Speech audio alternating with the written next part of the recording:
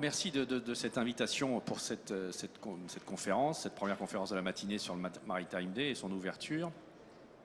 Et je crois que quand on parle du Maritime Day, le cluster maritime français a vraiment toute sa place pour peut-être en faire l'ouverture, puisque je vais me permettre de décrire en quelques mots ce que c'est le cluster, un peu comment il est né, et faire un point aujourd'hui, comment il marche et je dirais à quoi il sert.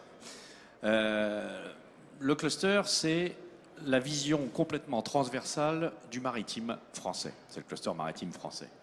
Quand je dis transversal, c'est vraiment, et on va le voir tout à l'heure, avec, je dirais, tout ce qu'il y a de l'eau salée, dedans, dessus, à côté, pas loin, tout ce qui a un peu d'eau salée dans les veines a vocation à être membre du cluster maritime français et à faire partie de ce rassemblement de tous les acteurs de l'économie maritime française. Alors comment c'est né cette affaire il y a 10 ans, c'était en novembre 2005, une poignée de personnalités du maritime, dont certaines d'ailleurs sont dans la salle, se sont fait une réflexion sur le fait que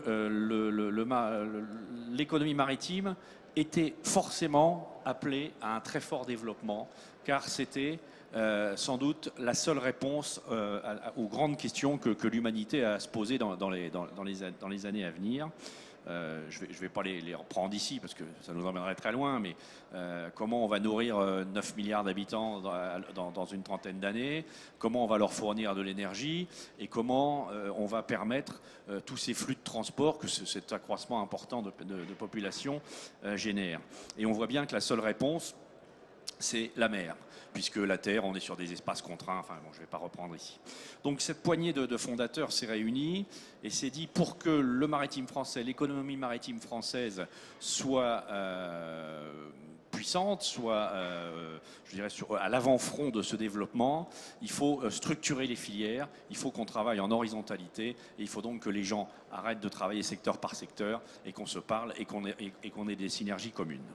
Alors voilà, ça c'est vraiment la genèse du cluster maritime français. Il y avait 30 membres fondateurs. Au jour d'aujourd'hui, il y a plus de 370 entreprises, entités qui sont membres du cluster maritime.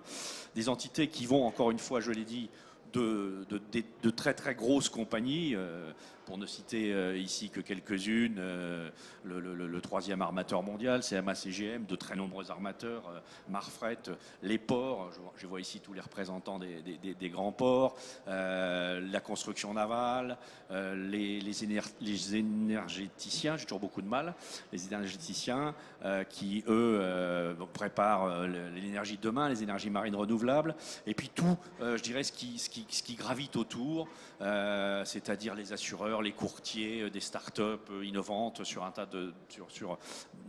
nombre d'innovations, de ruptures technologiques dont on aura besoin de toute façon pour que tous ces projets puissent aboutir. Des cargos à voile, je vois ici Eric. Donc voilà, on est vraiment sur la transversalité. Et alors après, comment on travaille tous ensemble, comment on fait? Le cluster maritime français a 3 axes de travail. Le premier, c'est évidemment celui qui paraît le plus évident, c'est la mise en commun, la mise en synergie de toutes ces ressources. J'ai coutume, et mon prédécesseur avait coutume de le dire également, le cluster maritime français, alors soit on est pessimiste et on dit il est compétent sur rien, ou alors on dit il est compétent sur tout. Mais en fait, il n'est compétent que de la compétence de ses membres. Et quand on voit cette très grande diversité, je peux vous assurer que quand on a besoin d'un renseignement, quand on a besoin d'une information sur quelque sujet que ce soit, on l'obtient extrêmement rapidement. Et donc on peut la diffuser autour de nous, on peut la diffuser à nos membres. Et donc on a une mise en synergie extrêmement vivace. Cette mise en synergie est assez formalisée sous forme de groupes de travail qui traitent de différents dossiers. Ici, on peut évoquer évidemment le gigantisme des navires, on peut évoquer les énergies marines renouvelables, on peut évoquer la réforme des ports. Enfin voilà, il y a tous ces groupes de travail où tous les adhérents, enfin tout adhérent intéressé vient, apporte sa pierre, apporte sa réflexion, apporte son idée, parfois une idée géniale, et puis ça démarre sur un consortium ou ça démarre sur un projet.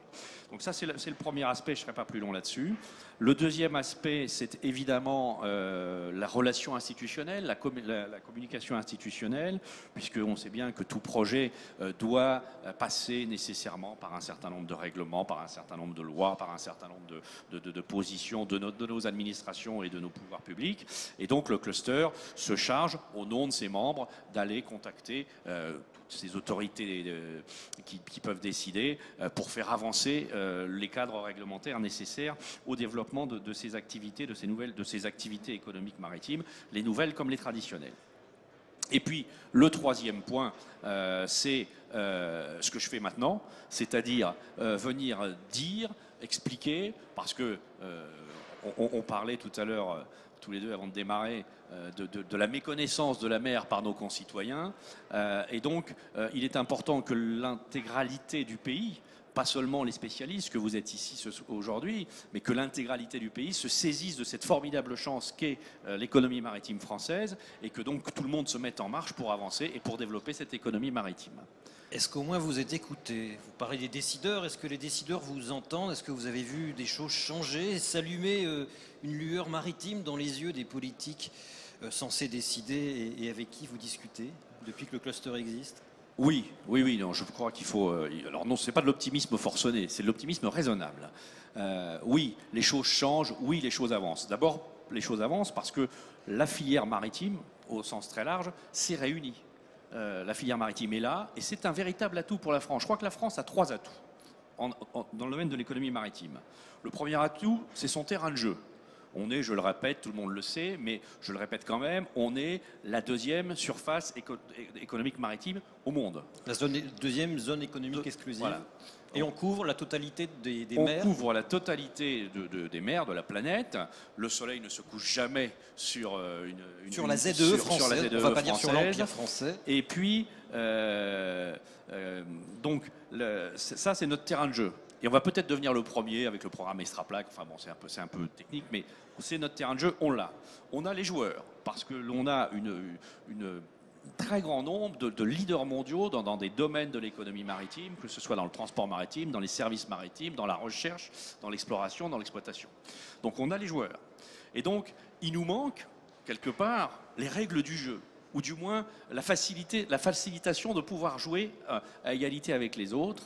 Et ça, c'est ce qu'on est en train de construire. Le cluster maritime français, c'est cet atout, c'est-à-dire que nous avons une filière structurée capable de jouer en équipe, capable de jouer en équipage. Et donc ça, c'est extrêmement puissant, même si c'est un atout totalement immatériel ou immesurable. Mais c'est un véritable atout. Ça, c'est à vous de le faire, la structuration de tout le monde marin, ou on a besoin d'une politique maritime nationale? Alors derrière, évidemment, vient aussitôt le besoin d'une politique maritime nationale, une politique maritime intégrée, d'autant que beaucoup de défis nous attendent, la spatialisation de la mer. Il y a évidemment des conflits d'usage qui naissent, il faut pouvoir les régler. Donc on a besoin de cette politique maritime nationale et c'est un des grands combats, si ce n'est le grand combat du cluster maritime français, c'est d'avoir cette politique maritime nationale incarnée et de pouvoir, à ce moment-là, avoir vraiment une vraie dynamique qui va s'enclencher. Elle est en train de s'enclencher, les clignotants commencent à s'allumer, mais il y a encore évidemment beaucoup de travail, mais on est tous là, ici, pour le faire. Quand vous dites incarner, c'est quoi? Un ministre d'État de la mer également chargé des dom-toms pour tout globaliser? Alors ça, c'est un grand débat où je suis sûr, doit y avoir à peu près une cinquantaine d'avis dans la salle. Donc forcément, moi je vais en exprimer un qui sera sans doute différent des 49 autres, mais je crois qu'il ne faut pas se focaliser là-dessus. Ce qu'il faut, c'est avoir quelqu'un ou un organisme décideur capable d'arbitrer les sujets pour la mer. L'expérience a montré qu'actuellement, quand on a des décisions interministérielles, ce n'est pas toujours la mer qui gagne. C'est même, je dirais plutôt l'inverse. Donc ce qu'il nous faut, c'est... Je trouve que le trépied actuel ne marche pas trop mal. Alors il peut être amélioré, il peut être légèrement bougé, mais le trépied, c'est la mer rattachée à un ministère dont l'environnement est là. C'est aujourd'hui le cas, hein, c'est le MEDE avec le secrétariat d'État au transport et à la mer. Il faut également avoir une structure interministérielle forte. Le secrétariat général de la mer est là pour ça, pour coordonner l'action des différents ministères. Et puis, il faut un arbitrage. Et l'arbitrage, compte tenu du nombre de ministères concernés par la mer, ne peut, à mes yeux, se faire qu'au niveau du Premier ministre. Et donc là, il faut qu'auprès du Premier ministre, il y ait une personnalité qui peut être le secrétaire général de la mer, mais qui peut être un autre, qui soit son conseiller très proche pour la mer et capable de porter et de pousser à des arbitrages en faveur de la mer, peut-être plus souvent que ce n'a été le cas par le passé. Est-ce que la France a les mains totalement libres, si tant est qu'elle ait une politique maritime, ou est-ce qu'elle dépend là aussi de l'Europe ou des instances internationales? Alors, oui, la réponse est oui. Mais après, quand on dit dépend, il faut voir comment on en dépend. Bon, d'abord, les instances internationales, en ce qui concerne la mer, globalement, en tout cas le transport et les services, c'est l'Organisation maritime internationale à Londres. On a une représentation française qui a été très fortement améliorée, c'est pas su, mais on a une représentation française qui a été très fortement améliorée à l'issue du Grenelle de la mer. Maintenant, nous avons une ambassadrice, aujourd'hui c'est une ambassadrice, qui est donc à la tête de la représentation française permanente à l'OMI. Très peu d'États ont cela. Beaucoup d'États ont un représentant permanent. Nous, la France, le ministère des Affaires étrangères, a choisi de nommer un ambassadeur ou une ambassadrice. Plus évidemment les équipes. Il faut que ces équipes, et ça commence, c'est le cas, soient aussi des gens extrêmement stables dans leur affectation. Parce que, comme toutes ces grandes organisations maritimes, comme toutes ces grandes organisations internationales, ça demande énormément de connaissances, de réseaux, de connaissances de la structuration, de l'architecture de décision. Et pour ça, il faut vraiment des gens qui soient présents très longtemps. Donc ça, c'est l'Organisation maritime internationale. On est en train de... Ensuite, au niveau européen, alors là, évidemment, c'est une question qui est assez vaste. Je vais me recentrer sur le cluster, si vous le permettez. Mon prédécesseur, beaucoup d'entre vous connaissent, Francis Vallat, lorsqu'il m'a passé ce relais à la tête du cluster maritime français, s'est saisi, lui, du cluster maritime européen. Et donc, son intention est de faire ce qu'il a fait pour la France, mais au niveau européen. Et je crois que c'est indispensable. Parce que, oui, on est dépendant de l'Europe, oui, on est dépendant des autres pays européens, mais plus on sera influent, plus on pourra traiter en amont toutes les décisions qui peuvent impacter le maritime, le transport maritime, l'économie maritime, meilleures seront nos chances d'avoir une économie maritime française prospère. Donc, il est indispensable d'avoir ce step qui est en train de se construire, qui est un peu difficile. Je ne cache pas qu'il y a quelques réticences au niveau des institutions européennes, mais on est en train d'essayer de construire le step pour avoir un cluster maritime européen fort et un cluster maritime européen qui permette de développer les économies maritimes européennes qui sont intégrées. On parlait de spatialisation de la mer. La mer n'a pas de frontières partout dans le monde, mais particulièrement en Europe. Donc tout ceci est absolument indispensable. Oui. La mer, est-ce qu'elle s'arrête au port ou est-ce qu'elle continue par les fleuves et les voies ferrées? Alors, la mer, je reprendrai un peu ce que je vous disais tout à l'heure, cette nécessité de transversalité, cette nécessité d'union. Moi, quand j'ai commencé dans le secteur maritime, la mer s'arrêtait au port. Derrière, il y avait les transports terrestres, dont le fleuve. On ne peut plus raisonner comme cela avec autant de l'intermodalité, autant de l'interconnexion. Oui, le transport fluvial fait partie intégrante du transport. Et donc en cela, les eaux salées et douces doivent se mélanger. Elles se mélangent déjà beaucoup, mais il y a encore beaucoup à faire. Il est absolument indispensable que les marchandises qui arrivent dans les ports, qui approvisionnent nos territoires, rappelons quand même que 90%, enfin je ne vais pas le rappeler devant les spécialistes, mais enfin 90% des marchandises arrivent par les ports. Et donc soient ensuite connectées à ces formidables moyens de transport que sont les fleuves. La mer, finalement, c'est l'aménagement du territoire. La mer, c'est l'aménagement du territoire, bien sûr. Ça veut dire que on ne peut plus, je crois, considérer l'aménagement du territoire sans avoir un regard sur ce qu'apporte la mer, ce qu'apportent les fleuves, les moyens. Je parlerai par exemple des autoroutes de la mer. Et cet aménagement du territoire nécessite que l'État aident au démarrage, au fonctionnement. Ce sont un peu des infrastructures de transport. Un petit mot de conclusion? Mais encore une fois, je crois qu'on est à l'aube d'un grand mouvement pour l'économie maritime française. On a, je le répète, le terrain de jeu, les acteurs. Il nous reste maintenant d'avoir des règles bien claires, facilitées, et on jouera avec le rang qui est le numéro qui est notre rang normal, c'est-à-dire le numéro 2 mondial. Si on peut décrocher le numéro 1, pourquoi pas? Merci. Ça a changé. Il commence à y avoir une demande parce que vous avez rappelé le chiffre, 90% de nos marchandises sont véhiculées par bateau. Hein. Les cadeaux de Noël qu'on commande sur Internet, ils n'arrivent pas de façon virtuelle. Voilà, ça commence à infuser et c'est grâce à l'effort de chacun. Donc, la nouvelle attractivité des ports français, je m'éclipse parce qu'il n'y a pas assez de place. J'appelle pour en parler Frédéric Chabas, de l'ESAFRE International, président du comité maritime de la UTF, où représentez les chargeurs. Hervé Martel, vice-président d'Aropa, directeur général de Aropa Port du Havre. Jean-Michel Tillier, direction générale des douanes et droits indirects, chef du service adjoint à la directrice générale des douanes. Christine Cabot-Vorel, où êtes-vous? Présidente du directoire du Grand Port de Marseille. Jean-Pierre Chalus, président du directoire du port de Saint-Nazaire. Vous êtes très discipliné. Habituellement, il suffit que j'en appelle un et tout le monde vient. Président du directoire du port de Nantes Saint-Nazaire. Christophe Buisson, président directeur général de Sea Logis. Et Raymond Vidil, président du comité des armateurs de France. Merci à vous.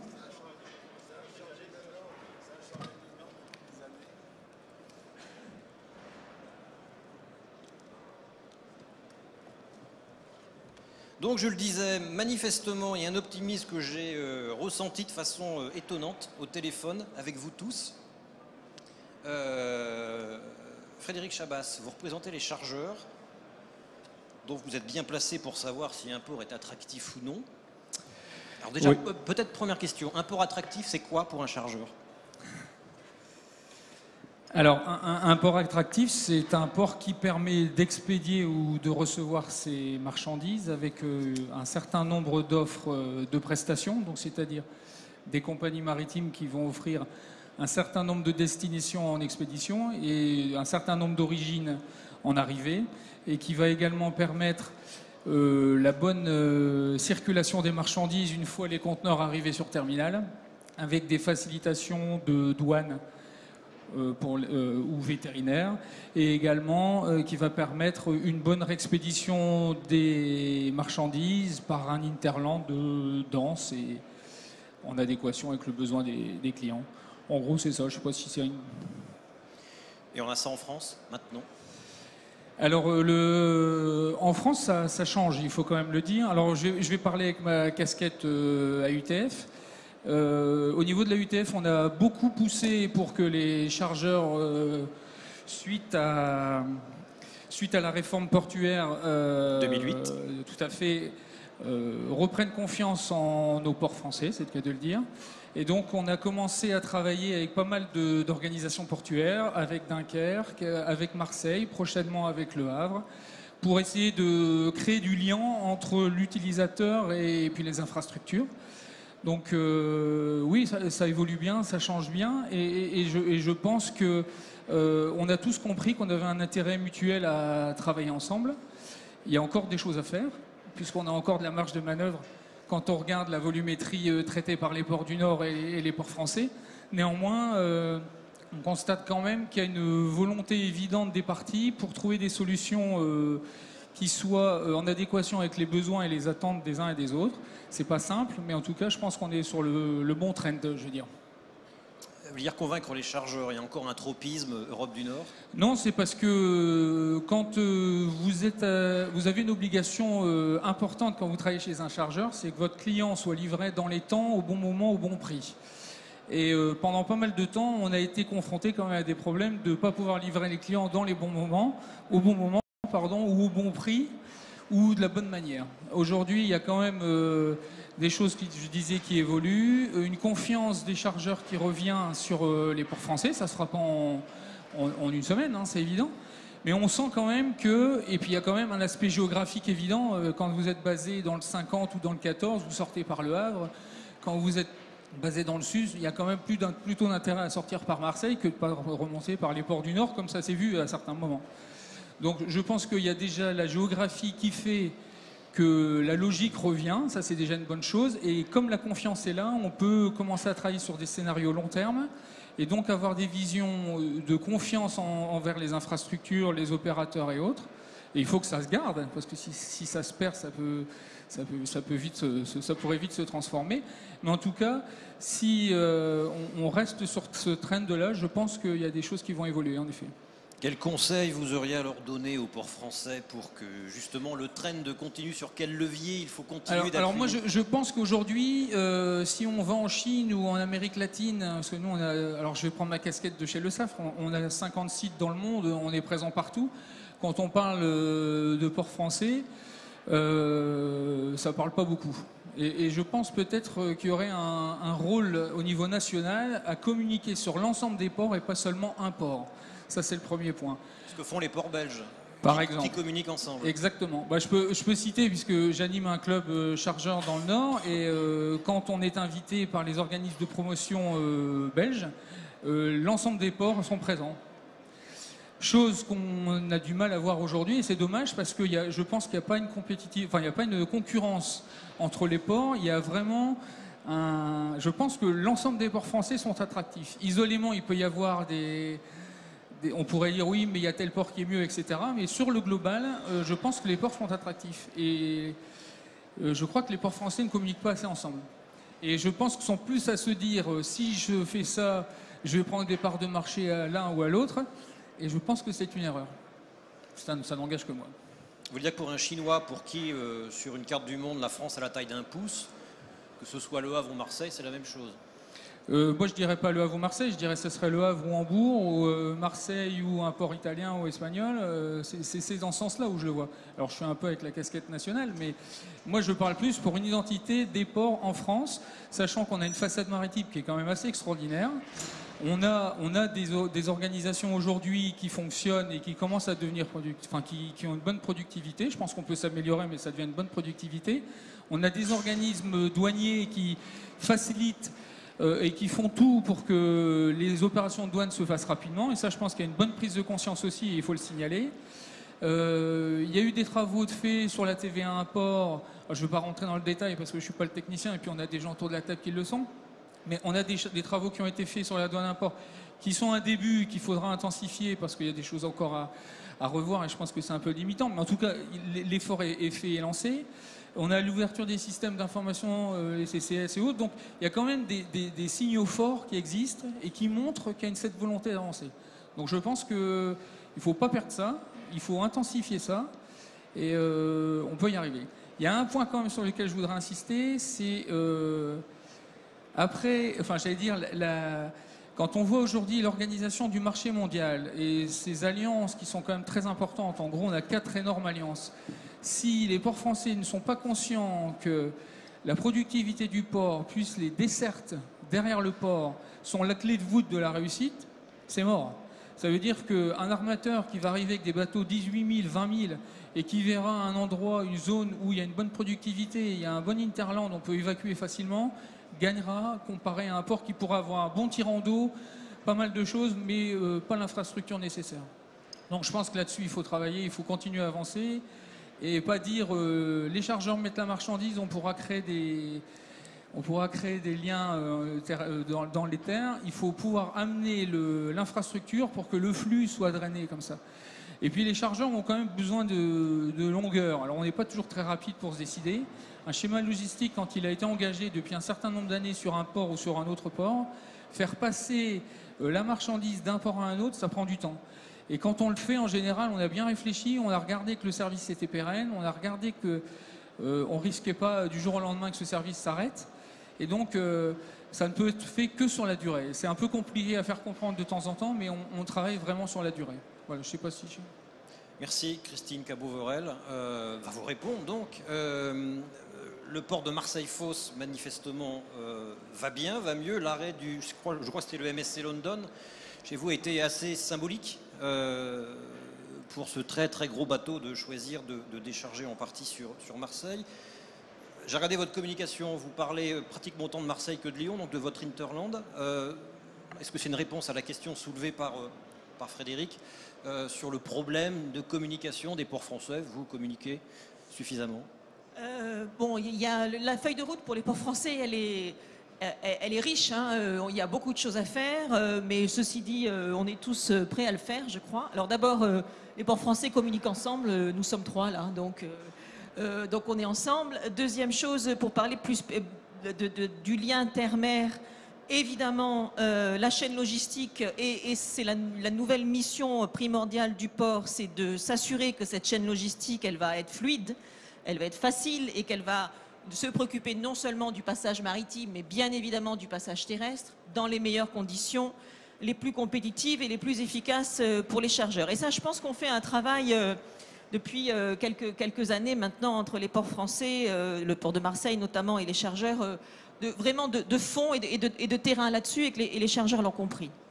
Il y a une chose, on parlait de... Alors aujourd'hui, nous, le port de Marseille, très clairement, notre positionnement stratégique, c'est d'aller chercher les marchandises aujourd'hui qui passent par des ports plus au nord et non français, c'est-à-dire d'aller récupérer la part de marché qui aujourd'hui est en Belgique et aux Pays-Bas, sans s'apesantir sur les raisons pour lesquelles elle y est, mais en tout cas les points positifs qui pourraient la faire revenir. Et je pense qu'on est dans vraiment une nouvelle ère du transport maritime massifié, que les ports français, on l'a dit, ont à la fois les infrastructures nautiques, mais également un développement fort en matière de transport massifié, qu'il soit fluvial ou ferroviaire, et de mettre en place des solutions logistiques qui fonctionnent. Et nous, à Marseille, on est très très attentifs, et dans notre projet stratégique 2014-2018, on donne une part très très importante au développement du multimodal et notamment au développement du ferroviaire.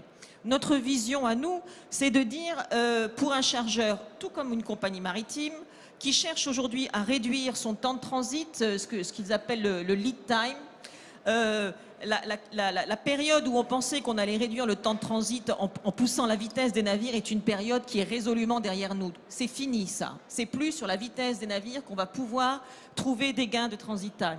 Alors pour les chargeurs, les gains de transit time, pour moi, ils sont dans la remise à plat des routes et des flux. Et il y a des tas d'origines et de flux internationaux aujourd'hui pour lesquels l'entrée par une voie sud, par un gateway méditerranéen, fait gagner beaucoup de temps par rapport à l'entrée par une voie nord, et par rapport qui va se situer sur la façade nord-atlantique à partir d'Anvers et jusqu'à Hambourg.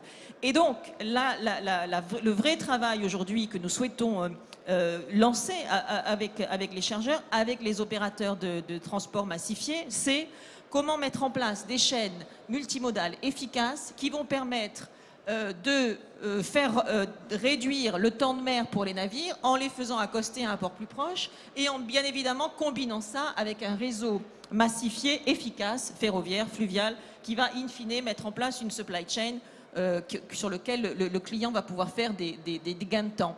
On a par exemple des démarches, alors c'est vraiment l'exemple le plus frappant, un exportateur israélien de fruits et légumes qui souhaite aller en Suisse ou qui souhaite livrer sa marchandise dans le sud de l'Allemagne. Il a évidemment un gain de transit time tout à fait primordial en rentrant par un port du sud et donc par le port de Marseille-Fos, et en complétant son trajet par du multimodal européen, plutôt que de faire tout le tour depuis le port de Tel Aviv jusqu'à Rotterdam et de redescendre encore par là. Voilà. Donc c'est cette nouvelle chaîne, et là-dessus les ports français, que ce soit mes collègues ou le port de Marseille, nous avons évidemment une attractivité certaine, et je pense que c'est un travail qui doit être conduit à la fois dans une solution gagnant-gagnant pour les compagnies maritimes et une solution gagnant-gagnant pour les chargeurs. Parler de capter des flux, la convention Marpol, directive anti-soufre qui ne s'applique qu'au nord, ça peut vouloir des détournements de route et des gens qui arrivent chez vous plutôt qu'au nord? Alors, la directive Marpol, effectivement, aujourd'hui s'applique depuis le 1er janvier 2015 sur une zone qui va du nord Atlantique jusqu'à la Baltique. Ce n'est pas encore une directive qui est imposée en Méditerranée. Ça veut dire que nous bénéficions en Méditerranée d'un buffer de 5 ans. jusqu'en probablement en 2020, ou pour les compagnies maritimes, toucher un port méditerranéen aujourd'hui, en termes de carburant, coûte un petit peu moins cher que de toucher un port du Nord. Donc évidemment, on peut imaginer que sur cet avantage économique, on va pouvoir travailler aussi à une réorganisation des flux. Et d'ailleurs, des discussions peuvent être lancées sur des filières type la filière automobile allemande, type la filière de la chimie, qui aujourd'hui peuvent remettre à plat des routes maritimes sur cette base-là. Mais on ne réussira tout ça que si nous nous appuyons sur une solution logistique et multimodale qui sera, on l'a entendu, il faut que ce soit fiable, il faut que ce soit pérenne, il faut que ce soit compétitif. Et là-dessus, les ports français aujourd'hui sont tout à fait à même et capables de proposer ce type de solution. Après, il y a une autre, et je partage ce que disait M. Chabas, il y a la vision à l'international. Mettre sur la carte les grands ports français, sur la carte portuaire mondiale, les mettre de façon en évidence, de manière à ce que pour un Chinois, la réponse évidente ne soit plus Rotterdam, mais puisse être Le Havre ou Marseille. Évidemment, c'est un travail de fond et que nous avons déjà entrepris. Vous avez parlé du MSC London. Nous sommes capables à Marseille d'accueillir et de traiter les plus grands navires porte-conteneurs en opération aujourd'hui dans le monde. Il faut le faire savoir. Et il faut en porter la pertinence. Dernier point pour tordre peut-être le cou à certaines idées reçues. Je lisais cette semaine dans la presse qu'au port de Rotterdam, il y a une congestion fluviale importante et que les barges ne peuvent plus quitter rapidement. Il y a 72 heures d'attente et que les bargistes néerlandais vont mettre en place une surcharge. Je peux vous dire qu'au port de Marseille, il n'y a pas d'attente, il n'y a pas de congestion et que 100% des trains arrivent et partent à l'heure. Voilà. L'auto-liquidation de la TVA, qui est en place depuis le 1er janvier, ça peut attirer, en termes de communication, les Chinois dont vous parliez tout à l'heure? Alors, c'est un sujet dont nous avons longuement débattu avec M. Tillier. D'abord, ça c'est aussi la preuve qu'il y a en France les moyens de mettre en place des politiques concertées en associant autour de la table des acteurs qui se parlent et qui identifient des points bloquants et qui travaillent sur des solutions. Alors c'est ce qui a été fait sur la TVA. Sans rentrer trop dans les détails parce que c'est extrêmement complexe, puis moi je ne suis pas une experte on verra ça avec lui tout à l'heure. En TVA, mais aujourd'hui il y avait sur des procédures d'autoliquidation qui existent dans les ports belges et dans les ports néerlandais, des choix qui étaient faits par certains chargeurs de ne pas utiliser un port français pour bénéficier d'un processus d'autoliquidation simplifié. Ça ajoutait, si vous voulez, à la série de points bloquants sur lesquels nous travaillons. Et depuis le 1er janvier 2015, il y a une procédure douanière en France qui permet, par un chargeur qui rentre dans un port français, de bénéficier, sous certaines conditions, mais qui sont des conditions assez simples à remplir, d'une procédure d'autoliquidation, comme c'est fait aujourd'hui par le port d'Anvers et par le port de Rotterdam. C'est pas bien connu, il faut le dire et le répéter, parce que c'est une nouvelle qui a du mal à se propager. Donc, il faut en parler. Voilà. Ce problème-là est un point que nous avons réussi à régler avec le concours des douanes. Hervé Martel, merci. Il n'y a pas de congestion chez vous non plus? Non. Les bargistes ont le sourire Non, alors, effectivement, pas de congestion chez nous aujourd'hui. Tout d'abord, je voulais vous remercier pour le propos introductif. C'est bien de dire que l'année dernière, ça n'allait pas et que cette année, ça va. Même si je voudrais nuancer cette idée de ports qui sont fiers, on est satisfait de cette tendance, mais je ne voudrais pas donner l'impression que on est arrivé et que tout va bien. Par contre, l'impression qu'on est sur un processus d'amélioration continue, que ça s'est considérablement amélioré, mais qu'il y a encore beaucoup de choses à faire. Ça, c'est un positionnement sur lequel j'adhère. Alors effectivement, quand on regarde la situation d'Aropa Port du Havre, il faut la regarder avec lucidité, mais aussi avec modestie. Hein. On est 5e système portuaire en Europe. Je dirais on est un petit dans la cour des grands. On a un positionnement que je qualifierais d'outsider. Il ne faut pas avoir la grosse tête aujourd'hui. Les choses se sont améliorées. Mais Anvers, Rotterdam, Hambourg font 10 millions de conteneurs. Nous, on en fait un peu plus de 2,5 millions. Donc il faut aussi être réaliste là-dessus. Ce positionnement d'outsider, il nécessite précisément d'insister sur nos avantages compétitifs et la fluidité, l'absence de congestion en est un, assurément. C'en est un pour le transport fluvial. On n'a effectivement pas de congestion ni au port de Marseille ni au port du Havre sur le transport fluvial. On aura au mois de juin une nouvelle solution pour le ferroviaire et le fluvial avec la mise en œuvre, la mise en exploitation d'une énorme plateforme multimodale au port du Havre. Pas de congestion non plus dans le domaine routier, on en parle peu, mais sortir un camion par la route au port d'Anvers, ça peut prendre... je vais être gentil, je ne vais pas dire combien d'heures, mais les chargeurs pourront le dire, ça peut prendre beaucoup de temps. Pas de congestion non plus au port du Havre dans ce domaine-là. Et pour prévenir en fait le risque de congestion, mise en place d'un système de rendez-vous routier. Beaucoup de ports travaillent sur ces sujets-là. Hein. On l'a mis en œuvre l'an dernier au port du Havre. C'est encore en cours de rodage, ce n'est pas encore parfait, mais ça existe et ça va s'améliorer. Donc fluidité, absence de congestion, clairement on se démarque de nos concurrents du nord de l'Europe sur cette question-là. On essaie de se démarquer aussi sur d'autres sujets. Tout d'abord, là on ne se démarque pas, mais on a la chance au Havre de bénéficier d'une offre maritime de premier plan. On a la même offre maritime du côté des armateurs que ce qu'on trouve à Rotterdam. Quand vous dites offre maritime, pour nos amis, c'est le nombre de lignes, le nombre de dessertes sur tous les marchés, sur tous les trades mondiaux. On a un niveau d'offre maritime. Les 4 alliances ont fortement misé sur Aropa Port du Havre et proposent aujourd'hui une offre de même niveau de qualité à l'import comme à l'export que ce qu'on a Anvers et Rotterdam, même si nous avons 4 fois moins de volume de trafic. Donc ça mérite d'être signalé. Et pourquoi excusez-moi, les porte-conteneurs géants à 20 150 boîtes là, qui sont mises en chantier, vous pouvez les accueillir? Alors on a effectivement, pourquoi on a cette offre maritime? Pour plusieurs raisons. L'une d'entre elles, c'est effectivement la capacité nautique, c'est-à-dire que l'offre portuaire vis-à-vis de l'armateur, elle est excellente au port du Havre, du même niveau que Rotterdam, mais il n'y a pas beaucoup d'autres ports en Europe qui accueillent les grands navires à pleine charge de toutes conditions de marée, et en tout cas ce n'est pas le cas du port d'Anvers, où en plus le navire a 12 heures de navigation très stressantes pour le commandant pour monter l'Escaut. Donc on est sur une situation vraiment différenciée entre le port du Havre et le port d'Anvers. Deuxième atout, il est géographique. On est le premier port touché à l'import, on est le dernier port touché à l'export. Donc Christine parlait de transit time ou lead time. On a évidemment, mais de fait... du fait de notre positionnement géographique, on a le meilleur lead time sur un certain nombre de marchés en Europe et ça c'est un avantage compétitif très important. On entre dans le port en 1h30 au lieu des 12 heures sur le port d'Anvers. Et puis on a aussi ce marché francilien normand, un tiers du PIB de la France, qui fait quand même un fond de cale, j'ai envie de dire, et qui fait que pour les grandes alliances, toucher le port du Havre, ça reste finalement un must. J'ajoute à ça qu'on est aujourd'hui normalisé, on n'en parle même plus, mais en termes de productivité et de fiabilité de nos opérations de manutention, les ports français sont aujourd'hui dans la norme. En tout cas, c'est ce que nous disent les clients armateurs. Donc voilà, en termes de qualité de desserte maritime ou de qualité de traitement des navires au port du Havre, on est au meilleur niveau. En termes de fluidité, on a un avantage compétitif très clairement. Troisième avantage compétitif pour nous, le foncier. On a du foncier disponible. On a du foncier beaucoup moins cher que dans les ports du Havre, que dans les ports du Nord. 450 000 m², c'est ça?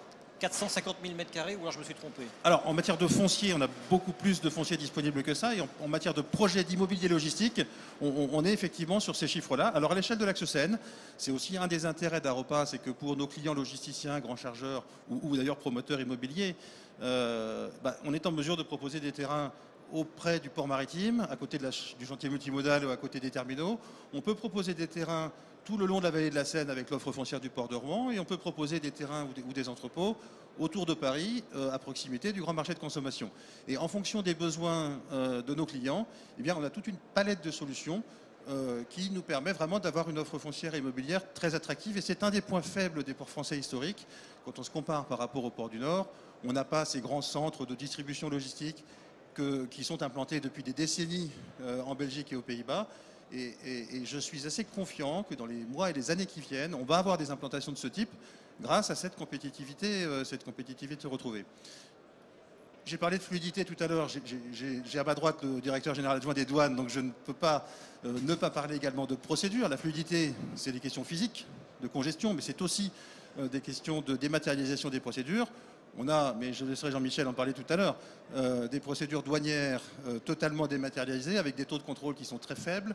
Et là aussi, je pense qu'on est au meilleur niveau en termes de procédures administratives. Et on essaye de progresser.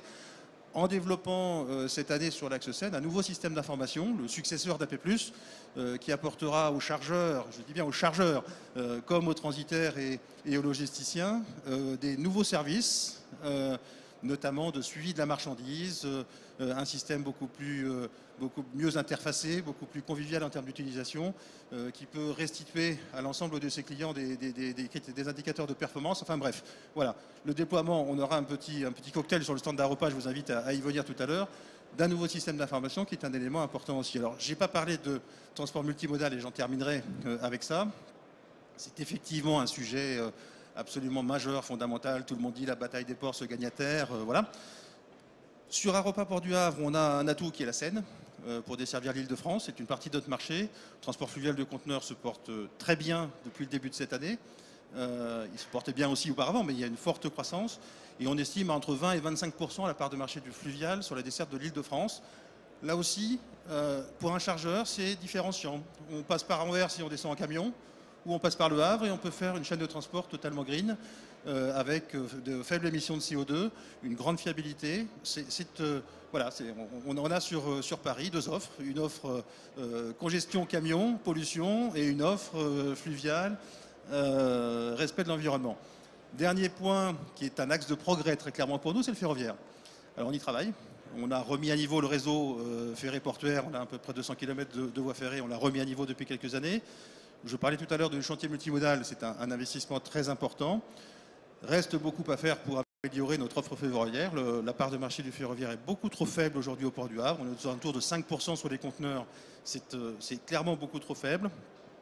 Pour aller chercher les marchandises au-delà de 500-600 km, que ce soit sur Strasbourg, sur le sud de l'Allemagne, sur la Suisse, sur Lyon, sur Bordeaux, eh bien, il faut une offre ferroviaire plus importante. Et pour cela, il y a encore beaucoup à faire en matière d'infrastructure, évidemment, mais le directeur général des transports parlait hier du projet Serqueux-Gisors, qui pour nous est un enjeu majeur, hein, une ligne dédiée fret le long de la vallée de la Seine pour offrir une capacité au transport de fret. Et puis, il y a également aussi un travail commercial et de développement à faire avec les opérateurs de transport combiné pour participer avec eux à l'identification des marchés et au lancement des lignes sur les destinations. Et c'est un axe de travail très, très, très, très fort pour nous en ce moment. Voilà, je ne vais pas monopoliser la parole. Un autre axe rapidement, question que je vous pose aussi. Vous avez du foncier pour faire la logistique. Est-ce que le foncier, c'est l'occasion aussi de relocaliser des industries, d'accueillir des industries nouvelles? Je pense au Havre, au champ d'éoliennes. C'est un axe de développement important pour vous? Oui, alors effectivement, on parle beaucoup on est au salon du transport et de la logistique, donc on parle beaucoup de l'activité, évidemment, transport et logistique, mais un port, c'est aussi une zone industrielle. Hein. Les ports en France, c'est aussi les lieux où on peut réindustrialiser, ou en tout cas développer les nouvelles industries qui voient le jour sur notre territoire. Dans le domaine de l'énergie, on fait à la fois face à une désindustrialisation, fermeture de raffineries, on ne va pas y revenir, mais les énergies renouvelables, éolien en mer, tout ce qui tourne autour de la biomasse. Enfin, on a un certain nombre de projets industriels qui s'implantent assez naturellement sur nos ports. Je rappelle que le port du Havre, c'est 32 000 emplois. C'est à peu près 14 000 emplois pour la partie transport et logistique. 32 000 directs 32 000 emplois directs sur la plateforme. Hein. Et c'est 14 000 pour la partie transport logistique et 18 000 pour la partie industrielle. Donc l'industrie reste quelque chose de fondamental pour nous. Et enfin, j'ajoute que l'industrie génère beaucoup de trafic de conteneurs, notamment l'industrie chimique, la pétrochimie. Enfin, énormément de transport conteneurisé provient de l'activité industrielle qui est sur la zone. Donc on ne peut absolument pas opposer industrie et logistique. Au contraire, c'est très très complémentaire. Merci. Jean-Pierre Chalut. Oui, Christine Cabot, pardon. Oui, donc la zone industrielle portuaire de Fos, c'est un espace foncier immense. Et puis aujourd'hui, déjà, un groupe industriel et notamment une forte implication dans la pétrochimie qui est tout à fait centrale dans le trafic du port de Marseille-Fos. Nous, on pense que les zones industrielles portuaires sont des zones qui présentent un tas d'avantages pour l'implantation de nouvelles industries. Et donc, le port essaye d'accompagner cette transition énergétique puisque nous y sommes au cœur et de pouvoir proposer des solutions à la fois sur le plan de la simplification réglementaire et administrative et puis aussi des solutions en termes d'attractivité économique. Nous avons lancé avec nous avons une plateforme que nous appelons la plateforme du Picto sur le port de Fos, qui est une plateforme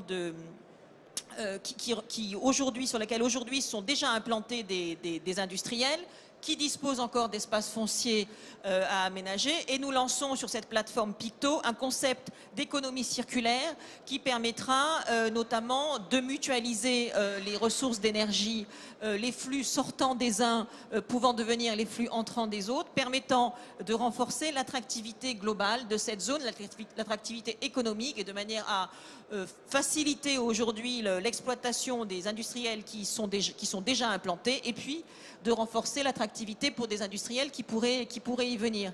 Il y a des signes aujourd'hui. Nous avons donc à Marseille de la sidérurgie, de la pétrochimie, des industries, des nouvelles industries en matière d'énergie renouvelable. Et sur cette plateforme Picto, nous lançons également une zone dédiée à l'innovation technologique, notamment en matière énergétique, qui s'appelle Innovex. Jean-Pierre Chalut. Oui, donc la question du foncier et de la capacité à aménager son espace est un élément central pour les ports. Ce que l'on peut constater quand même autour de ces aspects-là, c'est les aspects réglementaires qui sont de plus en plus lourds. Et qui, quand on parle de compétitivité des ports, ça rentre également en jeu. Cette capacité à aménager vite et bien, avec des démarches qui sont très longues, c'est aussi un sujet pour nous, pour l'ensemble des ports. Préparer des espaces en amont, avec beaucoup de démarches d'enquête publique, de concertation, de contestation parfois. Donc c'est un sujet sur lequel on doit être prêt et on doit être dans le même temps économe en matière d'espace. Dans les missions des ports, on parle ici bien entendu de tout ce qui est transport et logistique, mais on a également la préservation des espaces naturels, gestion d'espaces naturels. Donc on est, j'allais dire, notamment dans un estuaire, particulièrement exposé à des démarches lourdes et compliquées qui finissent à un moment ou à un autre par impacter cette compétitivité. Donc des démarches positives existent, puisque autour des démarches, autour des plans de prévention des risques technologiques, des logiques de plateforme qui s'imposent, de mutualisation entre les différents industriels, sont des sujets qui nous permettent de progresser et d'être plus efficaces au service de nos clients. Notamment avec une offre GNL. J'animais un débat hier là-dessus. Tout le monde en parle du GNL pour les navires, en lien avec la convention Marpol. C'est un avantage sélectif pour vous? Alors, enfin, du méthane. Aujourd'hui, la question du GNL vis-à-vis des navires, c'est d'abord une question de marché. J'allais dire les solutions techniques existent sur le port de Nantes-Saint-Nazaire et à Montoire en particulier, avec notre terminal méthanier. On pratique aujourd'hui depuis plus d'1 an le chargement de camions avec des industriels qui sont notamment en Bretagne et dans l'Ouest alimentés par GNL. Mais aujourd'hui, la capacité à faire du soutage GNL pour des navires, elle existe. C'est une question de navires micro-méthaniers qui permettront d'assurer cette chose-là. Je dirais que du côté de la façade atlantique, en ayant un terminal méthanier nous concernant, cette solution, on y travaille avec notre opérateur qui s'appelle LNG, une filiale de GDF Suez, au même titre que font nos amis de Dunkerque et au même titre que le font nos amis de Marseille-Fos. Mais c'est une logique de façade et je crois que côté français, on est armé pour ça. L'attractivité du port de Nantes, elle repose sur quoi? Sur des services particuliers, sur des flux particuliers? Alors nous, on est en matière de conteneurs et de logistique, comme l'expliquent mes deux collègues, qui sont nos locomotives. C'est-à-dire que la question pour nous, en termes de conteneurs, elle ne se pose pas en rivalité vis-à-vis de Nantes, vis-à-vis du Havre et de Marseille-Fos, mais en termes de complémentarité. Quels sont les services que l'on doit offrir? Quels sont les éléments sur lesquels on doit progresser? Alors Hervé a en particulier évoqué la question des systèmes d'information. Jusqu'à présent, les systèmes d'information sont des systèmes de place. Ce qu'il évoque, et en particulier avec les nouveaux systèmes qui sont en cours de développement, le chargeur, il ne demande pas un système de place. Il demande de savoir où est sa marchandise. Et donc, on doit être plus ouvert sur ces aspects-là. On est d'ailleurs en collaboration avec nos amis havrais pour implanter des systèmes qui sont aujourd'hui communs entre nos ports. Un système commun. Pardon? Un système commun, informatique commun. Un système commun, informatique. Donc, on progresse dans cette direction et je pense qu'on aura encore dans quelques mois des annonces dans ce sens-là à faire au service de nos clients. Et avec vos ports voisins comme La Rochelle? Avec le port de La Rochelle, on peut mettre en avant, j'allais dire, un outil conjoint qui est un opérateur ferroviaire que nous avons en commun, puisque nos amis Rochelais ont lancé cette démarche il y a à peu près 5 ans. Nous sommes rentrés au capital d'un opérateur ferroviaire dont l'actionnaire majoritaire est le port de La Rochelle. Ensuite, il y a Eurocargo Rail et le port de Nantes-Saint-Nazaire, de façon à avoir des logiques d'offres de services. Un des constats que nous faisions dans l'Ouest, dans le Grand Ouest, c'est quelquefois l'absence de solutions alternatives pour des chargeurs, notamment sur les trafics de vrac. Quelquefois même un désintérêt d'un certain nombre d'entreprises ferroviaires vis-à-vis de l'Ouest. La grande partie des flux sont plutôt sur l'Est de l'Europe et vont sur l'Est de l'Europe.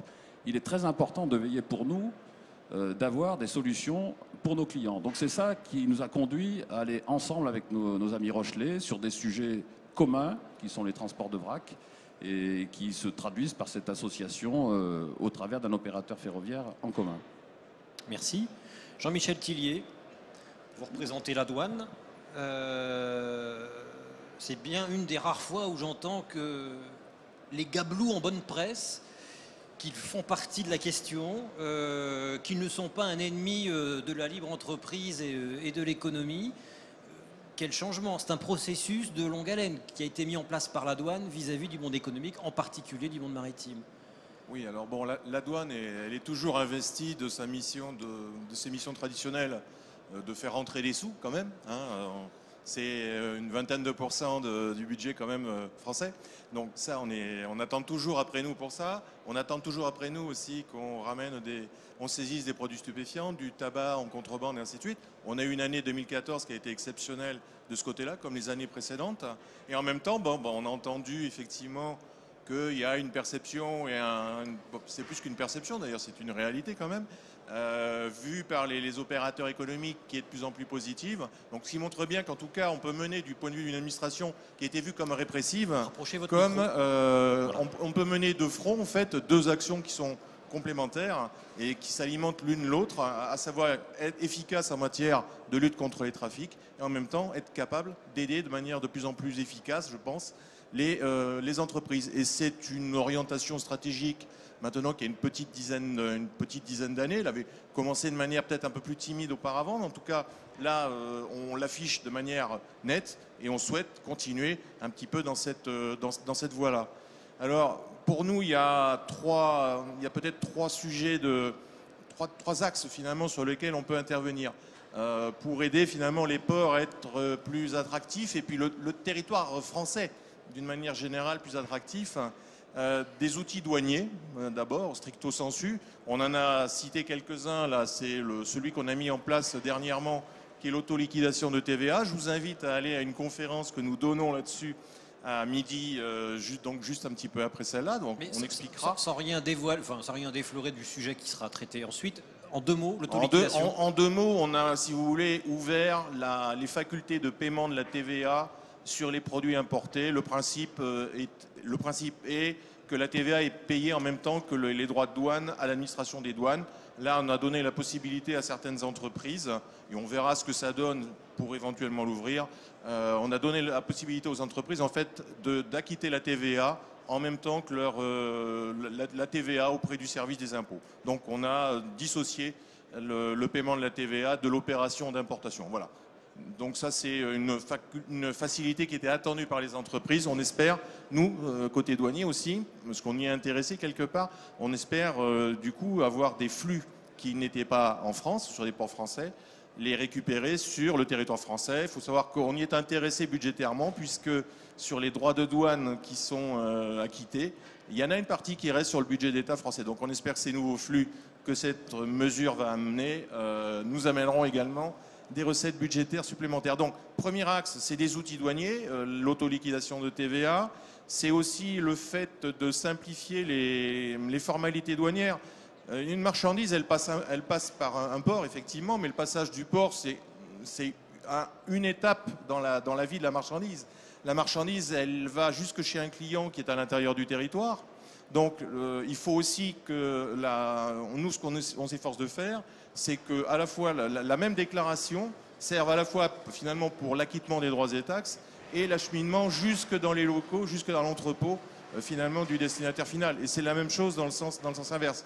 Donc ça repose sur la dématérialisation, ça repose sur l'utilisation chaque fois que c'est possible d'un document de transport. Les documents de transport aujourd'hui sont tous dématérialisés. Donc c'est utiliser aussi chaque fois qu'on peut, plutôt qu'avoir une déclaration en douane en bonne et due forme, c'est utiliser les documents de transport pour finalement faciliter donc la vie des opérateurs. Donc ça c'est le premier axe. Derrière, les sujets qu'on cherche, c'est amener notre contribution en termes d'abaissement du coût finalement du transport, de la logistique et du dédouanement. Hein, c'est le premier point. Et évidemment, le deuxième sujet, mais il a été abondamment abordé, c'est le sujet de la fluidité physique donc du flux logistique, tant à l'import qu'à l'export. Deuxième axe, pour ce qui concerne la douane n'est pas la seule administration à intervenir à la frontière. Il y a d'autres administrations, il y a les services vétérinaires, il peut y avoir aussi la répression des fraudes. Bon, notre objectif en la matière, c'est de fédérer un petit peu l'intervention des administrations en offrant des solutions de guichet unique. Donc la douane a été investie par par le Premier ministre d'une tâche particulière. On doit piloter la construction d'un service de guichet unique. Donc le but étant de dématérialiser la totalité des documents administratifs qui sont liés à un franchissement de frontières. C'est-à-dire TVA, douane, service vétérinaire, guichet unique.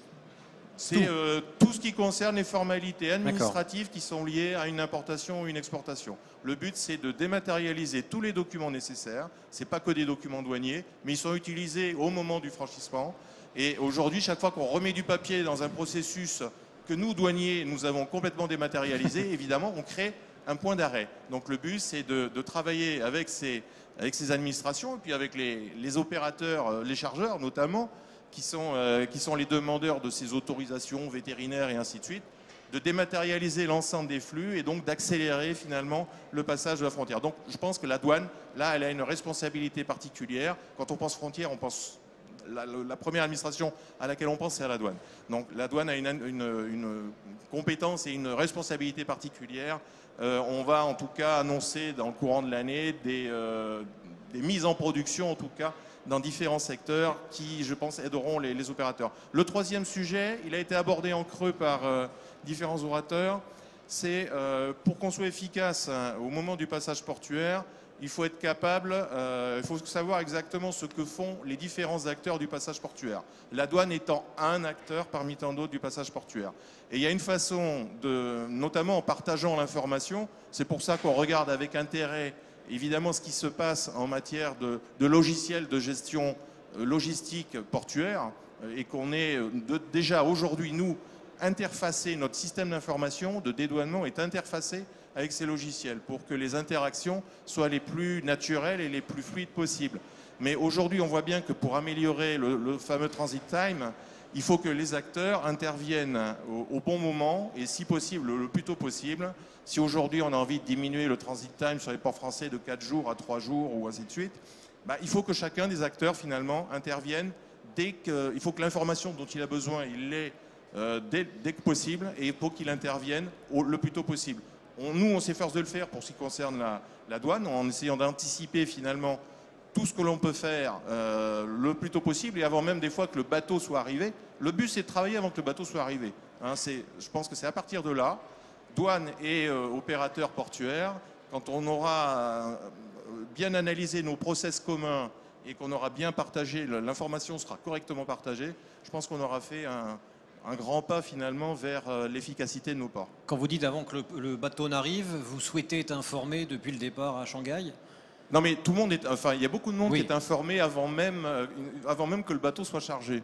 A fortiori une fois que le bateau est chargé. Ce qui est intéressant maintenant de faire, c'est de regarder ce que l'on peut préparer avant même que le bateau accoste. Et il y a beaucoup de choses, côté douanier comme côté opérateur portuaire, qui peuvent être faites avant même que le bateau n'accoste. Donc c'est ça qu'il faut faire, plutôt que d'attendre le bateau et faire ça après que le bateau soit arrivé.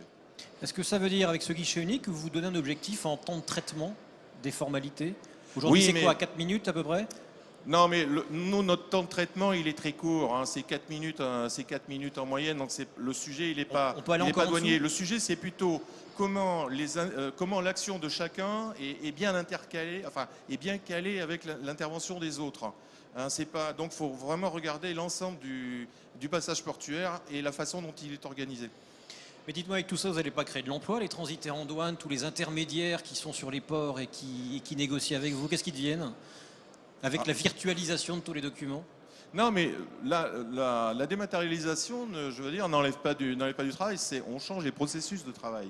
Hein, on travaille différemment, on travaille de manière plus efficace, et nous, en tout cas, elle nous permet en tout cas de nous concentrer sur les flux qui sont sensibles, mais ce n'est pas ceux qui nous intéressent aujourd'hui, mais bon, c'est l'autre partie du travail de la douane. Non, il n'y a pas de sujet de ce côté-là d'emploi, on est bien sur une manière de travailler qui est beaucoup plus efficace. Merci. Christophe Buisson, le logisticien que vous êtes, comment voit-il l'attractivité des ports français? Je le disais, c'est vraiment presque le jour et la nuit par rapport à l'an dernier. Des choses ont changé, on vient de le voir. Votre point de vue? Oui, c'est vrai. Mettez bien le micro sous le menton, c'est l'essentiel. Donc l'attractivité des ports français aujourd'hui, effectivement, est retrouvée. Mais c'est effectivement pas encore un acquis. Elle est retrouvée, on le voit au niveau de l'ensemble des services maritimes. On a parlé effectivement des grandes alliances Est-Ouest, on a parlé de Marseille-Fos, d'Aropa, on a aussi Dunkerque qui effectivement s'inscrit aujourd'hui aussi dans ces politiques en fait de grandes alliances maritimes avec des escales effectivement sur les ports du Nord. On a effectivement une fiabilité sociale aussi qui est retrouvée. C'est aussi important aussi. Moins de grève, quoi. Oui, enfin, pas beaucoup de grèves, oui, c'est vrai. Donc, et derrière, beaucoup aussi une performance en termes de productivité. On regarde effectivement aujourd'hui les conditions de traitement des navires, je veux dire, dans les ports français. Comment vous la mesurez, vous, la productivité? C'est quoi vos indicateurs? La productivité, ça fait effectivement le temps à partir duquel, je veux dire, le conteneur déchargé est disponible, je veux dire, pour être livré chez nos clients. Donc l'ensemble des maillons de la chaîne, on l'a vu sur la partie effectivement, je veux dire, douanière, mais aussi sur toute la partie manutention, opération. Donc une fluidité, je veux dire, des marchandises aujourd'hui, une fluidité d'information, je veux dire, qui se doit encore d'être améliorée.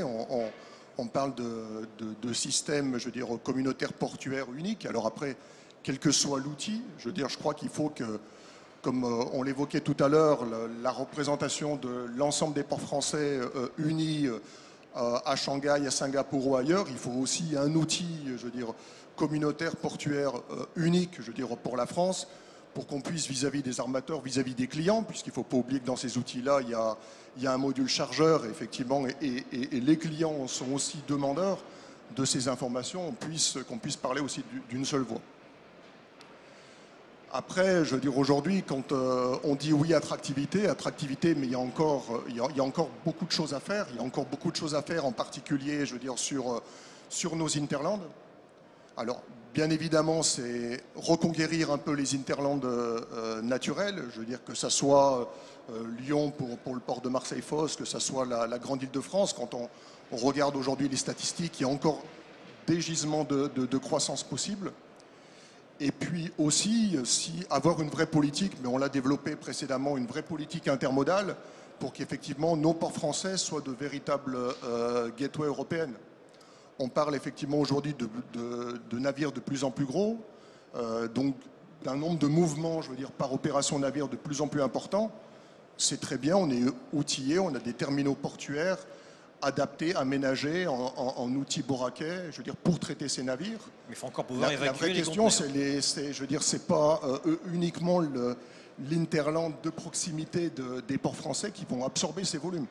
Donc avoir de véritables tapis roulants ferroviaires, tapis roulants fluviaux, je veux dire, donc on a le Rhône, on a la Seine, je veux dire, pour pouvoir, depuis des plateformes d'intérieur, drainer effectivement, je veux dire, les marchandises vers des clients français et vers des clients européens. Des tapis roulants fluviaux, ferroviaires, est-ce que le développement de surface logistique sur les ports, et est-ce que le développement de ports intérieurs, plus qu'il n'existe aujourd'hui, est important aussi? Oui, c'est clé. Au contraire, je veux dire, on a besoin, je veux dire, dans les ports, je veux dire, donc ports intérieurs, je veux dire, comme ports maritimes, de fixer les marchandises. Donc effectivement, avoir des zones logistiques, avoir donc c'est l'opportunité en complément, je veux dire, des bassins industriels présents, d'apporter de la valeur ajoutée, donc de fixer la logistique et le schéma logistique associé. Après, effectivement, il y a encore un travail, je veux dire, pour accroître cette hinterland, accroître cette position des modes massifiés qui sont effectivement aujourd'hui très concurrentiels par rapport aux camions.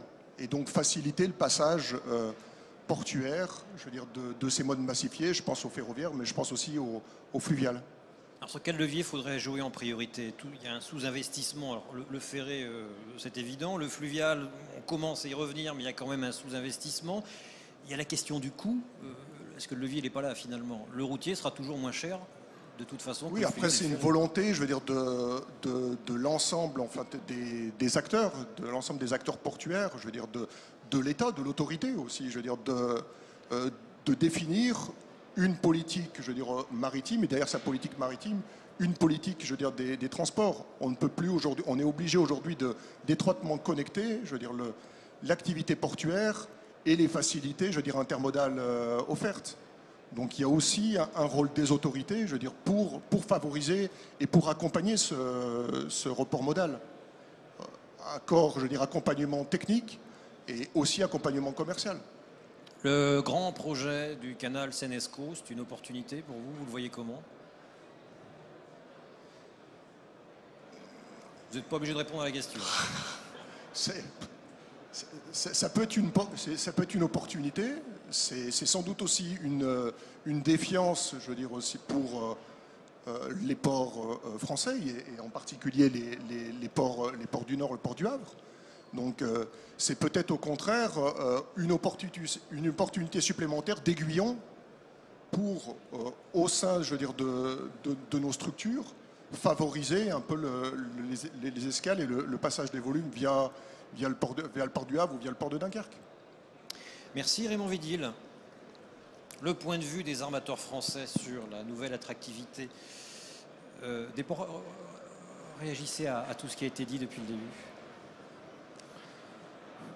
C'est la chance et le défi de celui qui intervient en dernier et qui me donne... C'est bien pour ça que je vous ai mis en dernier, Raymond.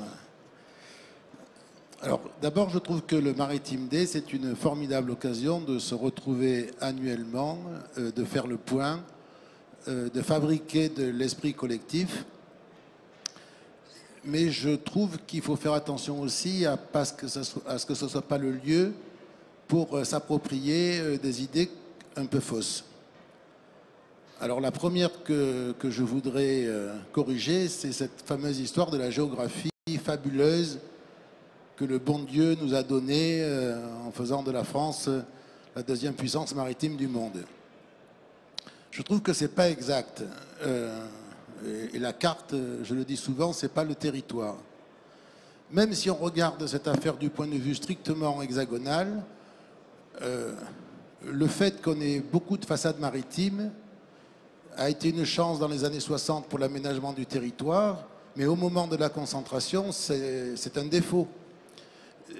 Les façades maritimes les plus courtes ont permis, avec peu de ports, de concentrer les volumes. Tandis que nous avons certes apporté de la richesse au territoire portuaire, mais face aux défis du volume et de la massification, le fait qu'on ait beaucoup de côtes s'avère comme un handicap. Les grands ports européens, ils sont là où les côtes sont les plus courtes. La deuxième idée que je trouve fausse, c'est cette fameuse idée que vous-même avez développée, que notre pays est continental, paysan, que personne ne s'intéresse à la mer. Et je trouve que cette idée est fausse parce que le défaut que nous avons dans la logistique maritime, c'est pas que le pays est trop terrien, c'est que les Français ont peu de talent pour les aventures collectives. Or, la logistique terrestre, fluviale, portuaire et maritime exige un énorme effort sur nous-mêmes de travailler en collectif. Et là, on a un défaut qu'il faut corriger. Alors après, sur les ports, moi je peux que constater avec l'ensemble du panel que des progrès ont été faits. Mais c'est un peu comme après les réunions électorales. Les politiques sont toujours très contents de dire qu'ils ont fait mieux qu'avant. Mais franchement, la question qu'on doit se poser, c'est pas de savoir si on fait mieux ou moins bien qu'avant, mais de savoir si on fait mieux ou moins bien qu'ailleurs. Et là, on est tous d'accord pour constater qu'on a encore des progrès à faire. Sur quoi? Dans quel domaine? Sur quel levier? Bon, je pense qu'il faut d'abord dire pourquoi on doit le faire. Je pense que, il y a un enjeu de souveraineté nationale.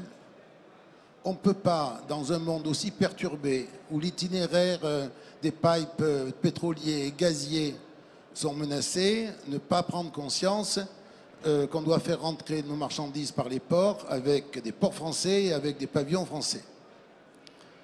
La deuxième raison, c'est qu'il y a une question qui a été très justement abordée ce matin, je la trouve tout à fait nouvelle, c'est le gain de compétitivité pour nos industriels français et commerçants français. Je trouve déraisonnable d'imaginer qu'un industriel qui lui-même est en difficulté va aller chercher des gains de productivité sans faire appel à la solidarité logistique nationale.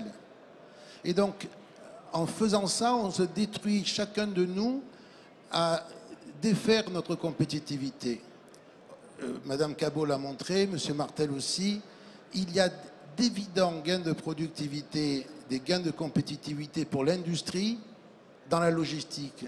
Et d'ailleurs, il n'y a que là qu'il y en a. C'est pas qu'il y en a, c'est qu'il n'y a que dans la logistique que les industriels vont trouver des gains de productivité. Et la troisième raison, c'est l'emploi. C'est l'emploi. Nous sommes des nains en logistique en France. Et on a des gisements d'emploi considérables. Donc, souveraineté nationale, gain de productivité pour nos industriels et l'emploi. Bon, moi je trouve que j'ai rien à rajouter sur les pistes de progrès. Elles ont été citées. C'est évidemment des modèles coopératifs. La réforme des ports a apporté ce qu'on attendait. La clarification des rôles avec le commandement unique. Elle a modifié la gouvernance. Et elle a aussi donné de nouvelles responsabilités aux ports pour mieux discuter avec leur territoire. Mais la loi, c'était pas que pour faire ça. C'est pour sonner la charge de la reconquête des marchés. Alors là aussi, il faut un peu tordre le cou à ce fameux principe de la géographie. Certes, 100% des marchandises du commerce extérieur maritime de l'Europe passent par les ports européens. Mais ce n'est pas le cas de la France. Et la France est le seul cas où ce n'est pas le cas. C'est-à-dire que, alors qu'on est censé avoir des avantages géographiques extraordinaires, il nous échappe encore une grande part du commerce extérieur de l'Île-de-France et de la région lyonnaise. Donc, notre objectif, ça doit être de récupérer 100% du commerce extérieur généré par les activités économiques dans notre propre pays. Donc, on doit absolument reconquérir ces marchés pour les raisons que j'ai citées tout à l'heure. Et pour le faire, il faut saluer les démarches collectives qui ont été mises en place par sillon, par les grands couloirs rhodaniens et Seine. L'idée politique du Grand Paris, elle correspond exactement, si les politiques mettent une composante logistique dans cette idée. Rouen, Paris, Le Havre collaborent, mais pas que pour additionner leurs statistiques, parce qu'il faut convaincre les populations riveraines que la massification amenant de nouvelles marchandises ne va pas générer que des nuisances, et qu'il va aussi y avoir une valeur ajoutée pour les populations traversées. Alors c'est quoi ces résultats positifs? C'est les plateformes logistiques maritimes portuaires, c'est le stockage, c'est la massification sur le fluvial et sur le ferroviaire. Et pareil, bien sûr, pour le couloir rhodanien, où l'ensemble des ports collaborent avec Medlink. Alors, ayant cité les coopérations entre ports français, il faut aussi avoir un esprit de coopération entre ports français et ports étrangers par bassin. Donc, effectivement, donc, le port du Havre doit construire des relations avec les ports du Nord. On a parlé de fluvial. Mais savez-vous combien le feedering conteneur fluvial représente de conteneurs entre Anvers et Rotterdam? C'est 1 million. 1 million le feedering fluvial d'équilibrage entre les ports. Donc, moi, si je n'ai pas la prétention de conclure, mais ces dernières années, on a inventé ce concept de supply chain dans l'industrie. Mais je le trouve trop limité. Il revient à nous d'inventer ce concept de supply chain de territoire. Et c'est très difficile, parce qu'on est habitué à être une assemblée d'acteurs individuels on doit fabriquer plus d'esprit collectif. En fait, bon, moi, le mot que je propose, je passe un peu moins à la mode, mais moi, je souhaite une approche patriotique du sujet. On ne peut pas continuer à imaginer qu'on va avoir des solutions qui ne vont pas se faire ensemble. L'industriel français doit privilégier une logistique française avec des transitaires français, avec du transport terrestre français, avec un port français, avec un armateur français. C'est que comme ça qu'on va arriver à grandir et arriver à des niveaux de seuil et de volume qui nous permettront de mettre au défi les filières que sont nos concurrents. Hier soir, je suis arrivé tôt ce matin. Hier soir, j'ai eu la chance donc d'assister à un concert dans le cadre du festival de Pâques à Aix-en-Provence. Bon, j'étais subjugué parce que c'était l'orchestre de chambre d'Écosse. Chacun jouait d'une façon extraordinaire, une discipline, une harmonie formidable. Il y en avait un, le plus discret, c'est le chef d'orchestre qu'on voit que de dos, qui faisait fonctionner tout ça donc à merveille. Et c'est le seul qui était le plus silencieux de cette histoire. Donc au début, Frédéric Moncani, vous l'avez interrogé sur quel type de gouvernance en France il faut qu'on ait pour ça. Moi, franchement, de mes 3 ans d'engagement pour Armateurs de France, ce chef d'orchestre dépositaire de la pensée logistique, maritime, d'une ambition, je ne l'ai pas encore trouvé. Frédéric Chabas, les chargeurs ne sont pas assez patriotes, ils devraient s'engager à un patriotisme économique. Ça fonctionne? Oui, rapidement, avant de passer la parole à la salle. Je pense qu'ils sont capables de le faire à condition qu'on reste dans des limites de marché. Parce que si on met le patriotisme avant la rentabilité, il n'y aura plus d'entreprise, donc on n'aura pas gagné l'affaire. Je pense qu'à partir du moment où on aura des prestataires portuaires, transitaires, transporteurs qui ont compris qu'on voulait travailler ensemble et qui sont capables de suivre une tendance normale, il n'y a aucun problème pour qu'on travaille comme ça. En tout cas, c'est le message qu'à la UTF, on passe. Et vraiment, on en parle à chaque commission. Donc au niveau du maritime, moi je peux vous le dire qu'on le fait à chaque fois. Il y a beaucoup de relations qui sont organisées avec les opérateurs portuaires pour justement comprendre les attentes des uns et des autres pour qu'on soit plus fin. Parce que parfois on dépense beaucoup d'énergie et parfois beaucoup d'argent sur des sujets qui n'intéressent qu'une partie ou 2 parties sur un nombre important. Et je pense que la coordination, et ce qu'on parlait tout à l'heure dans l'esprit d'équipe, c'est que ça évite parfois de faire des investissements ou des travaux trop élaborés sur des dossiers qui n'intéressent que peu de personnes en finalité. Et c'est là aussi où on devient pertinent économiquement. Je ne sais pas si... Mesdames, Messieurs, questions, remarques? Oui, j'arrive, monsieur. Bonjour, je vous demanderai de vous présenter. Bonjour, Raphaël Baraza, avocat à Paris.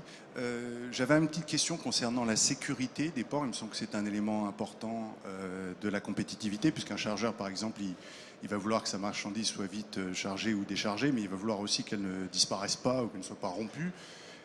Monsieur Tillier disait tout à l'heure qu'aujourd'hui, on sait, par exemple, qu'une marchandise va arriver avant même qu'elle soit chargée. Est-ce que, par exemple, la mise en œuvre d'ICS, ECS a été un progrès ?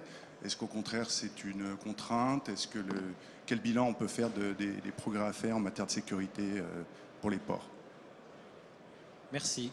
Monsieur Tillier. Oui, enfin, c'est pas une question qui ne concerne que la douane. Il y a effectivement une nouvelle réglementation depuis 2011 qui s'appelle Import Control System, qui a apporté un plus. Elle va évoluer avec le nouveau code des douanes communautaires. Je vais pas m'étendre là-dessus. En tout cas, nous, elle nous permet d'aider à fluidifier le passage portuaire au moment où le bateau arrive et où les conteneurs sont déchargés. Et à la limite, dans l'objet qui nous intéresse aujourd'hui, je pense que c'est ça qui est utile, puisqu'elle nous permet en fait de prendre finalement la décision de contrôle alors que le bateau n'est pas encore là. Bon, donc de ce côté-là, c'est intéressant. Après, vous savez bien que les ports, nos ports français sont ISPS.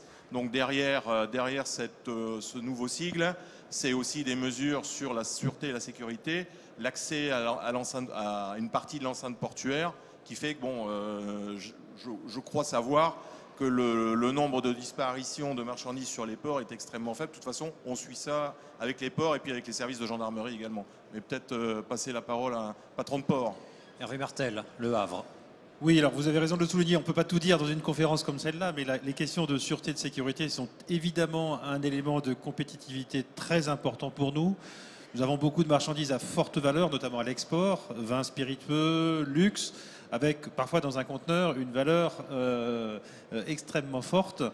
Aropa Port du Havre a été le deuxième port du monde à obtenir la certification ISO 28000 en matière de sécurité et sûreté, après le port de Houston, au Texas. Et donc, sur ces marchés export à forte valeur, comme sur certaines destinations d'ailleurs, je pense aux États-Unis évidemment, ou en matière de sûreté pour le coup, c'est un élément de compétitivité très, très important. Nous sommes très, très actifs avec en plus une particularité au port du Havre qui est que nous avons dans l'établissement autorité portuaire un service de police. Nous avons à peu près 120 policiers de la police portuaire qui sont armés, qui sont commissionnés et qui assurent à la fois du renseignement, du patrouillage et du gardiennage à l'entrée des terminaux. Donc un élément extrêmement important de la compétitivité, vous avez raison, et je pense qu'on est pas mal sur Aropa Port du Havre sur cette question-là. On travaille d'ailleurs avec nos collègues de Rouen et de Paris à l'échelle d'Aropa pour réfléchir à élargir cette offre en matière de sécurité et sûreté à l'échelle de l'Axe. Mais on travaille sur tous les sujets qui nous semblent porteurs à l'échelle de l'Axe pour élargir la démarche. Madame Cabot. ISPS, ce sont des normes internationales, hein, donc ces normes s'appliquent, elles sont appliquées dans tous les ports aux standards international. Ce que Hervé a dit pour Le Havre s'applique à Marseille avec une sûreté portuaire, avec des zones en ZAR, avec des accès restreints. Et évidemment avec la plupart des grandes compagnies maritimes internationales sont elles aussi soumises à ces règles ISPS qui s'appliquent à l'ensemble de la communauté maritime et qui sont bien évidemment extrêmement strictes dans les ports et sur lesquelles on attache beaucoup d'importance, avec un déploiement aussi de représentants et de personnel qui sont en charge strictement de la sûreté et de la sécurité portuaire. Voilà. Réaction, question, remarque, interpellation. Oui, j'arrive tout de suite. Bonjour. Bonjour, c'est Cécile Bahani, étudiante à Neoma Business School, et j'aurais une question pour Madame Cabot, excusez-moi. Concernant l'économie circulaire, vous avez parlé de la plateforme industrielle Picto et j'aurais aimé avoir des précisions, si possible. Merci. La plateforme industrielle Picto, elle vient de naître. Elle est née le 4 septembre 2014. Donc, encore une fois, c'est une volonté de mutualiser.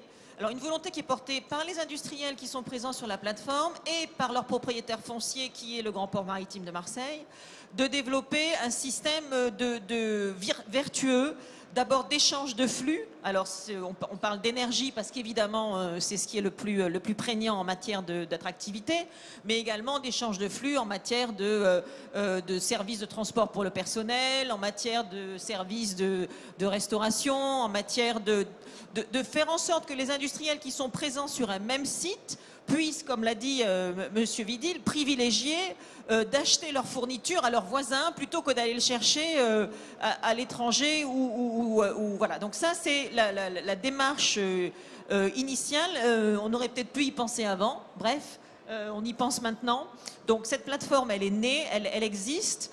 Comme on est dans une démarche avec des industriels privés On est dans un système extrêmement concret, c'est-à-dire qu'on a 5 phases de travail extrêmement concrètes, avec notamment la mise en place, par exemple, d'un réseau vapeur, c'est-à-dire d'un tuyau qui relie tous les industriels autour de la plateforme et qui sert à capter la vapeur qui est produite par des industriels présents sur place pour que les autres industriels puissent la récupérer et l'utiliser en mode d'énergie. Il y a aussi toute une démarche réglementaire et administrative. L'idée est de pouvoir obtenir que cette plateforme, étant un ensemble unifié, puisse bénéficier de certaines simplifications de démarches réglementaires en matière de droit environnemental, en matière d'enquête publique, de manière à être reconnu comme un ensemble cohérent, et également en matière de plateforme de prévention des risques technologiques sur lequel il y a une législation aussi particulière. Donc, c'est vraiment et derrière ça, il y a aussi ce qui est très important, la notion de dire aux industriels, vous êtes mieux et c'est plus attractif pour vous d'être au milieu d'une plateforme où il y a déjà des industriels présents dans cette démarche collective dont parlait M. Vidil, et puis vous êtes mieux placé sur un port, parce qu'un site portuaire pour les industriels a évidemment de l'attractivité logistique. C'est par cette attractivité logistique que vous allez aussi renforcer globalement votre compétitivité d'exploitation.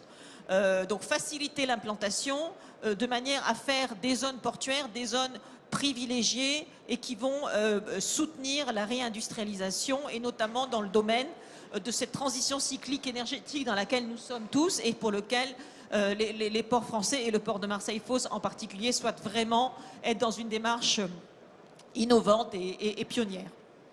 Un exemple d'écologie industrielle, il n'y en a pas beaucoup réussi dans le monde. Il y a toujours cet exemple qu'on donne au nord du Danemark, je ne sais plus lequel. Ça doit se compter sur les doigts de deux mains. Les exemples d'écologie industrielle réussis, j'espère que ça fonctionne. Pardon ? On m'a pas entendu. C'est pas grave, c'est pas intéressant. Une autre question, une autre remarque. Oui, oui. Ah oui, j'arrive, pardon. Bonjour. Bonjour, je suis Anaïs Deloumeau, étudiante en Master Maritime à Catch Business School à Marseille. Et en fait, au niveau mondial, il y a plusieurs alliances qui se font, je crois qu'il y en a 4 en ce moment, qui permettent à beaucoup d'armateurs d'être plus compétitifs. Est-ce que vous pensez que la France peut peser face à des alliances pareilles ? Il n'est pas question de peser par rapport à ces alliances, il est question de les accompagner et il est question de faire en sorte que les ports français puissent traiter non seulement les navires maritimes, parce que c'est un petit peu notre métier, mais s'assurer que, et c'est ce qu'on disait tout à l'heure, la massification des conteneurs, la massification des flux va pouvoir être traitée sur l'interland et sur la fluidité du passage portuaire. Donc quels moyens on met en place? Il s'agit d'infrastructures, bien sûr, il s'agit de tirants d'eau, bien sûr, il s'agit de portiques, de productivité, mais il ne s'agit pas que de ça. Il s'agit de plateformes logistiques, il s'agit de mettre en place des dessertes ferroviaires, régulières, compétitives. Il s'agit de développer le trafic fluvial. Il s'agit de faire des accès terrestres, parce que le routier, c'est quand même une grande partie de notre logistique encore, et de mettre en place des accès terrestres qui vont permettre justement l'acheminement, le préacheminement et le post-acheminement de tous ces conteneurs. Donc ça, c'est un travail de fond qui est entrepris par tous les ports français. Et aujourd'hui, d'ailleurs, Hervé Martel l'a dit, les alliances sont présentes au Havre, les grandes alliances sont également présentes à Marseille et y ont pris ancrage parce qu'elles ont la confiance dans notre capacité à traiter les flux. La question de la massification, c'est-à-dire faire en sorte que des marchandises à destination ou d'origine française puissent se regrouper dans les ports français et ne plus être peut-être pour une partie traitées dans des ports non français, ça c'est l'enjeu que nous avons devant nous, mais qui globalement, je comprends, avec les chargeurs peut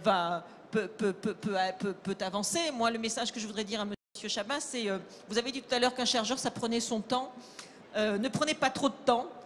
essayer de réagir rapidement parce que on a tous besoin et que on a aujourd'hui prouvé qu'on avait les moyens de vous servir correctement. Je trouve cette question très intéressante parce que elle nous interroge sur une équation de base de l'économie maritime. Ça a été dit, on ne peut pas gagner beaucoup de temps à la mer pour des questions de frottement, mais aussi pour des questions de combustible. Donc l'armateur cherche à gagner du temps dans le port. En imposant l'augmentation de la taille des navires, le défi que l'armateur pose aux différents ports, c'est que le gros navire ne doit pas rester plus de temps en escale dans le port que le navire plus petit qui le remplace.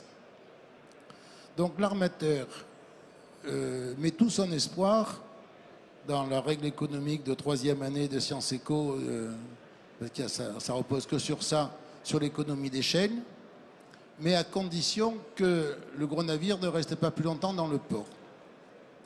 Ce qui impose aux manutentionnaires et aux ports de mobiliser une énorme énergie de moyens, infrastructures, portiques et moyens humains pour décharger donc le navire en l'attaquant à plusieurs portiques pour que le 18 000 ne reste pas plus longtemps que le 12 000, le 10 000, etc. Et ça va être un défi qui va être très discriminatoire. Pour mobiliser, ça va demander qu'on fasse des choix et qu'à Fos, au Havre, on aille encore plus vite. Et inutile de dire que si une fois déchargés, les conteneurs ils saturent l'espace portuaire, l'armateur ne reviendra pas. Et donc ça permet de relancer la question sur l'évacuation immédiate. Et la seule façon d'évacuer de façon immédiate et massive les capacités de ces grands porte-conteneurs, mais la logique marche aussi pour le vrac, c'est des moyens massifiés à terre. Et il n'y a que le ferroviaire et le fluvial qui peuvent le faire. Petite dernière, avant de passer au débat suivant, dans 10 minutes. Oui, non? Bien, merci, madame. Merci, messieurs.